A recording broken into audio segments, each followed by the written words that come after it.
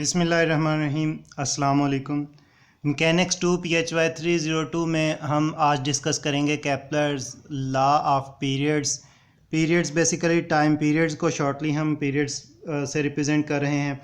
तो ये लॉ हमें कहता है कि किसी भी प्लेनेट का सन के अराउंड रिवॉल्व करने का जो टाइम पीरियड है उसका स्केयर जो है वो डायरेक्टली प्रोपोर्शनल है cube of the distance cube of the average distance between the planet and the sun. तो डेफिनेशन यहाँ पे इन वर्ड्स मैंने नहीं लिखी, जस्ट एक्सप्लेन डिफ़ाइन की है और मैथमेटिकली मैं इस चीज़ को यहाँ पे रिप्रेजेंट कर रहा हूँ। आप देख रहे हैं कि T square proportional to R cube. T जो है ये time period of the planet को रिप्रेजेंट कर रहा है। कौन सा टाइम पीरियड? एक मोशन कंप्लीट करने का, सन के अराउंड अलॉन्ग एक साइकिल कंप्लीट करने का टाइम। तो इसका स्केयर हमने लिया हुआ है। आर जो है ये प्लैनेट और सन के दरमियान का एवरेज डिस्टेंस है। तो यहाँ पे एवरेज डिस्टेंस हम इसलिए कह रहे हैं क्योंकि सन और प्लैनेट के दरमियान का डिस्टेंस चेंज होता रहेगा, क्योंकि ऑर्बिट जो है वो एलिप्टिकल ऑर्बिट है। सर्कुलर होता तो फिर ये डिस्टेंस सेम रहता हर पॉइंट पे, लेकिन यहाँ पे चेंज होता रहेगा, इसलिए हम एवरेज डिस्टेंस की बात करते हैं। तो एवरेज डिस्टेंस प्लैनेट और सन के दरमियान का आर है, तो आर का क्यूब जो है ये डायरेक्टली प्रोपोर्शनल है टी के स्केयर के।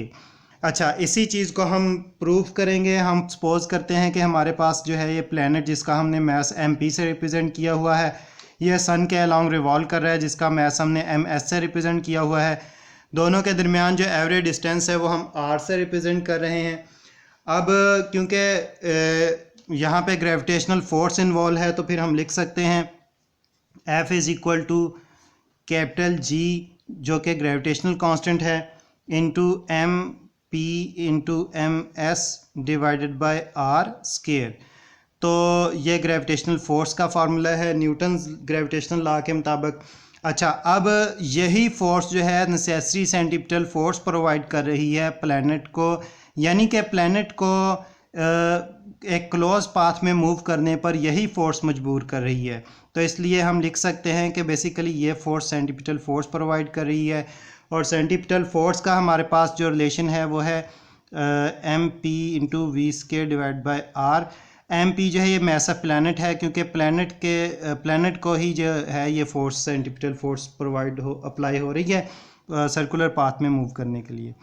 अच्छा, तो v की जगह हम अगर लिख दें आर ओमेगा, स्केयर भी लेना पड़ेगा। हम जानते हैं कि हमारे पास लीनियर और सर्कुलर क्वांटिटीज़ की रिलेशंस हैं कि v is equal to R omega. तो उसी पॉइंट ऑफ व्यू से हमने v की जगह आर मेगा लिख दिया, स्केयर ले लिया डिवाइड बाय आर। तो आप देख रहे हैं कि यहाँ पे ये चीज़ जो है वो सिंप्लीफाई होकर हमारे पास आ जाएगी f is equal to M P, और एक आर यहाँ से और एक यहाँ से कैंसिल आउट होकर ये स्केयर में से एक बचेगा और ओमेगा का स्केयर आ जाएगा। तो इसको मैं इक्वेशन 1 कहता हूँ और इसको मैं इक्वेशन 2 कहता हूँ। अब क्योंकि ग्रेविटेशनल फोर्स और सेंटीपिटल फोर्स बेसिकली एक ही चीज़ के दो नाम हैं यहाँ पे, यानी कि एक ही फोर्स अप्लाई हो रही है जो दोनों का काम कर रही है, तो इसलिए हम राइट साइड कंपेयर कर सकते हैं। राइट साइड जब कंपेयर करेंगे तो हमारे पास आ जाएगा M P R omega square is equal to G M P M S divided by R square. तो देखें कि एम पी दोनों साइडों से कैंसिल आउट हो जाएगा। अच्छा, आर ये इस वाले आर को हम शिफ्ट करें अगर राइट साइड पे, तो ये डोमिनेटर में जाके मल्टीप्लाई होगा स्केयर के साथ। तो omega square is equal to capital G, M P cancel out हो चुका है, हमारे पास बचा एम एस डिवाइडेड बाय ये आर शिफ्ट किया तो आर क्यूब हो गया हमारे पास यहाँ पे। अच्छा, इसको हम जो है वो इक्वेशन 3 कह लेते हैं। तो फिर हम जानते हैं कि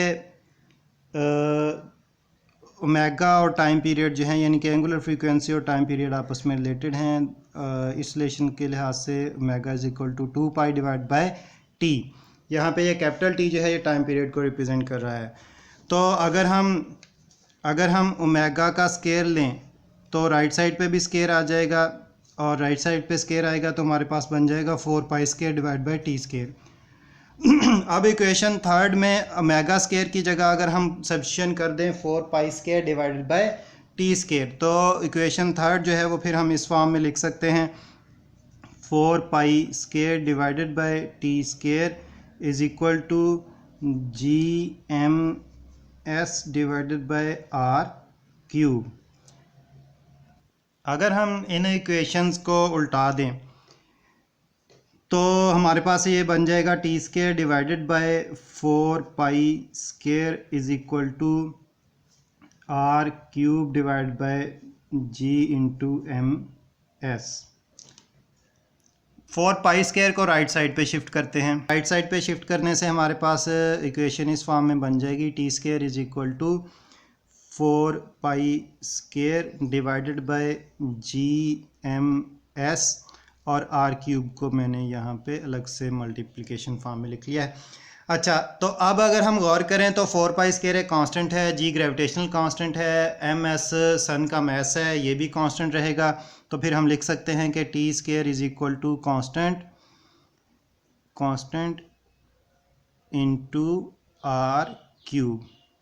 तो ये क्वांटिटी जो है हमारे पास कांस्टेंट के तौर पर आ गई है, सॉरी यहाँ पे ये क्यूब। तो अगर हम कांस्टेंट को हटा दें तो फिर हम देखते हैं कि T square proportional to R cube. तो जो हमने प्रूव करना था या जो हमने डिफ़ाइन किया था वो हमने यहाँ पे प्रूव कर दिया है। इसी चीज़ को हम इस तरह से भी लिख सकते हैं कि इस इक्वेशन के पॉइंट ऑफ व्यू से अगर आप गौर करें तो टी आर क्यूब को अगर हम शिफ्ट करें लेफ़्ट साइड पे तो T square divide by R cube is equal to constant. तो हम कह सकते हैं कि किसी भी प्लैनेट के टाइम पीरियड के स्केयर का कि उसके एवरेज डिस्टेंस के क्यूब के साथ जो रेशो होगी वो हमेशा कांस्टेंट रहेगी। तो यानी कि दूसरे लफ्ज़ों में जैसे जैसे प्लैनेट का जो है वो एवरेज डिस्टेंस चेंज होगा वैसे वैसे उसका टाइम पीरियड भी जो है वो चेंज होगा। या हम ये कह सकते हैं कि अगर एक प्लैनेट जो है वो सन के क्लोज़ है तो इसका डिस्टेंस जो है वो सन से कम है। अगर उसका डिस्टेंस सन से कम है तो अपनी मोशन जल्दी कंप्लीट कर लेगा सन के अलोंग, और अगर वो सन से दूर है तो फिर उसका जो मोशन का टाइम पीरियड होगा वो ज़्यादा होगा, यानी कि वो सन के अलोंग अपना चक्कर कंप्लीट करने के लिए ज़्यादा टाइम लेगा। Thank you very much.